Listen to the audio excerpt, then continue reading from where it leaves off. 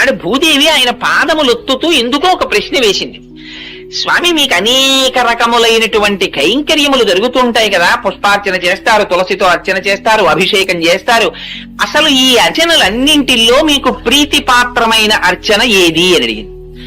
అడిగినది భూదేవి అడిగింది కనుక ఆయన అన్నారు, నాకు పుష్పార్చన ప్రీతి అన్నారు. పుష్పాలు ఎక్కడి నుంచి రావాలి? భూమిలోంచి రావాలి. అందుకని అడిగిన వాళ్ళని ప్రీతి చెందించడం ఆయన యొక్క కోరిక. అందుకని పుష్పములంటే నాకు ప్రీతి అన్నారు. పుష్పార్చన చేత ప్రీతి చెందుతానన్నారు. అసలు ఆయన అడిగిన పుష్పాలు బాహ్య పుష్పాలు కావు. అహింస ప్రథమం పుష్పం, పుష్పమింద్రియ నిగ్రహ, సర్వభూత దయా పుష్పం, క్షమా పుష్పం, విశేషత జ్ఞాన పుష్పం, ధ్యాన పుష్పం, తప పుష్పం తు సత్పమం, సత్యమష్ట విధం పుష్పం విష్ణో ప్రీతికరం భవేత్ అని ఆ పుష్పాలు. అందుకని ఆ పుష్పార్చన ఇష్టం అన్నారు. అయితే నేను పుష్పార్చన చెయ్యాలనుంది కొంతకాలం, మీకు ఎక్కడ జన్మించనని అడిగింది.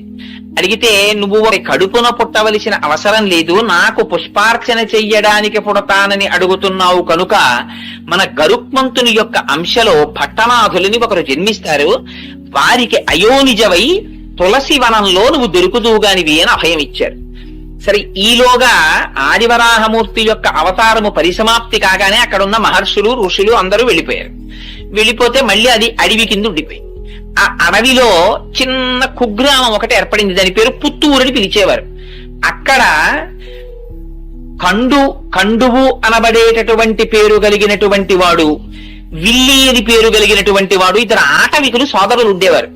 వాళ్ళిద్దరూ రోజు జంతువుల్ని వేటాడి ఆ మాంసం తెచ్చుకు తినేవారు. వాళ్ళిద్దరూ ఒక రోజున ఒక పులిని వేటాడడానికని బయలుదేరారు. ఆ పులి పరిగెత్తింది ఒక గుహవైపు.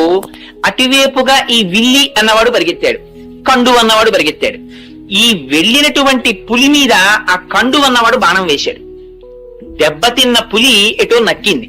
దానికోసం విల్లి వెతుకుతున్నాడు, కండువు వెతుకుతున్నాడు. ఆ దెబ్బతిన్న పులి పొంచి ఉండి ఒక్కసారి కండువు మీద పడి వాడి మెడ కొరికి చంపేసింది. చంపి గుహలోకి పారిపోయింది.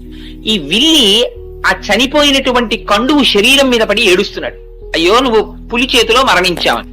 అక్కడే ఉంది ఆలయం, అందులో ఉన్నారు స్వామి. వీడి ఏడుపు విని బాధ చెంది ఆయన బయటికి వచ్చారు. ఒక ముసలి బ్రాహ్మణ రూపంలో వచ్చి, ఏమయ్యా నీ తమ్ముడి గురించి అంత విలపిస్తున్నావు, నీ తమ్ముణ్ణి బ్రతికిస్తాను, ఈ ఆలయం ఒక చిన్న గుడి కడతావా అని అడిగారు. అంటే భగవానుడు రాబోయేటటువంటి విషయాల్ని ఉద్ధరించడానికి ఇప్పటి నుంచే ఆయనకు ఒక ప్రణాళిక ఉంటుంది. అందుకని గుడి కడతావా అన్నారు. అంటే ఆయన అన్నాడు, తొందరలో అలాగే కడతాను, కానీ ముందు నా తమ్ముణ్ణి బతికిస్తే కడతానన్నాడు. నువ్వు కట్టు తమ్ముణ్ణి బతికిస్తానన్నారు. కాదు, ముందు తమ్ముణ్ణి బతికించు, నేను కడతానన్నారు. సంకల్పం చేస్తే ఎంతసేపు అండి, ఆ పిల్లాడు ఆయన బతికాడు. ఇప్పుడు గుడి కట్టన్నారు. అప్పుడు అన్నాడు, అయ్యో మా తమ్ముడి కోసం అన్నాను కానీ గుడి కట్టడానికి డబ్బులు ఉండాలి, వేటగాడిని నా దగ్గర డబ్బు ఎక్కడ ఉంది అన్నాడు. ఆయన అన్నారు, గుహలో పులి దూరింది కదా, లోపలికి వెళ్ళి పులిని చంపు, ఆ గుహలో నిధులున్నాయి, ఆ నిధి పట్టుకొచ్చి గుడి కట్టన్నారు. అంటే ఈ విల్లి అనేటటువంటి వాడు ఆ గుహలో దూరి పులిని చంపి నిధిని తెచ్చి గుడి కట్టాడు. అది పుత్తూరు అనబడేటటువంటి కుగ్రామం విల్లి అనేటటువంటి వాడి చేత దేవాలయ నిర్మాణం భగవంతుని పనుకున జరిగింది కాబట్టి విల్లి పుత్తూరే. ఆ విల్లి పుత్తూరుకి గరుడుని యొక్క అంశలో భట్టనాథులు వచ్చారు. ఆ భట్టనాథులే పెరియాళ్వార్.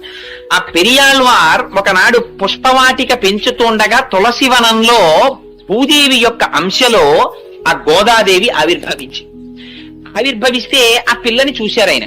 ఇగో చిన్న పిల్ల ఈ పొదలో దొరికింది అని ఆయనకి ఏది పూల మొక్కలలో దొరికినా అది కూడా పువ్వే.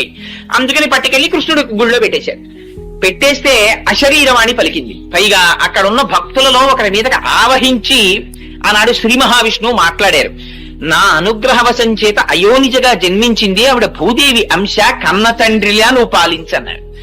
సరే అని తీసుకొచ్చారు, భార్యకి ఇచ్చారు. ఆ పిల్ల పెరిగి పెద్దదవుతోంది, మంచి యవ్వనంలో ప్రవేశించింది. నువ్వు పుష్పవాటికకి రాకు, యవ్వనంలో ఉన్నావు కదా, బయట తిరగకూడదు, నువ్వు ఇంట్లో ఉండి పుష్పమాలలు కట్టు, నేను పువ్వులు తెస్తానన్నారు. సరే, మీకు తెలిసి ఇంకా కథ.